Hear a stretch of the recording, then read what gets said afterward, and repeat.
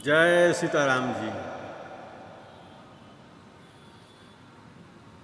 तो भक्त ने कहा कि महाराज आपके दर्शन होने के बाद अच्छा बाकी रहती है क्या, और आपसे बढ़कर कोई चीज है क्या जो आपको छोड़कर दूसरी चीज मांगो।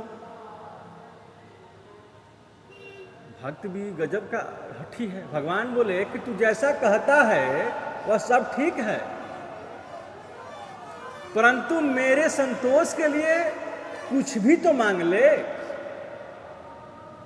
और मांग वही जो तुझे जचे। भक्त ने कहा ठीक है महाराज, आपने मेरे ऊपर ही भार दे दिया, तेरे जो जचे वही मांग। तो मैं तो यही मांगता हूं कि सबका उद्धार कर दो। भगवान बोले अरे सबका उद्धार करूं तो इन सबका जो पाप है वह कौन भोगेगा। अपने पुण्य का तो त्याग भी किया जा सकता है कि मैंने जो कुछ भले कर्म किए हैं वे सब श्री कृष्णार्पण मस्तु,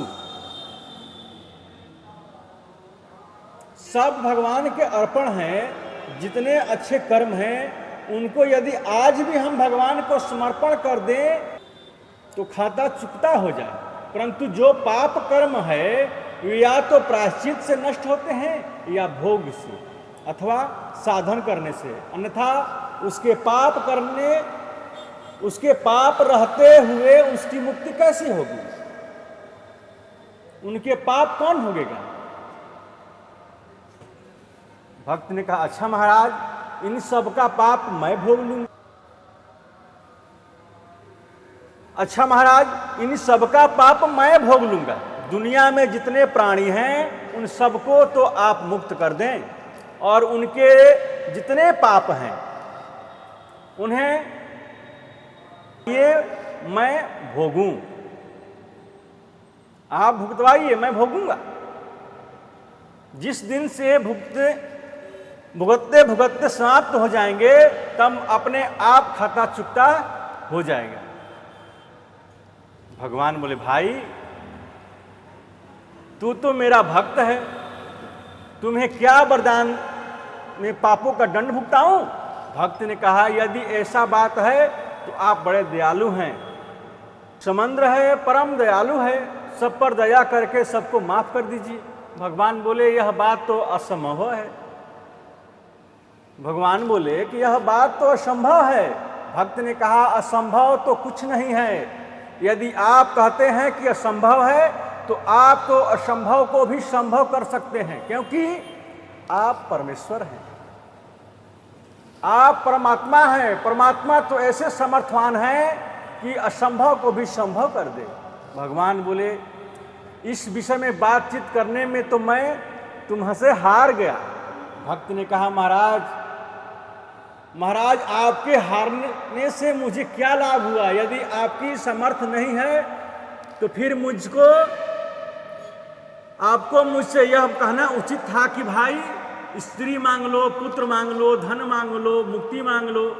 यह कहना उचित नहीं था कि तेरी इच्छा हो जो हो वही मांग लो।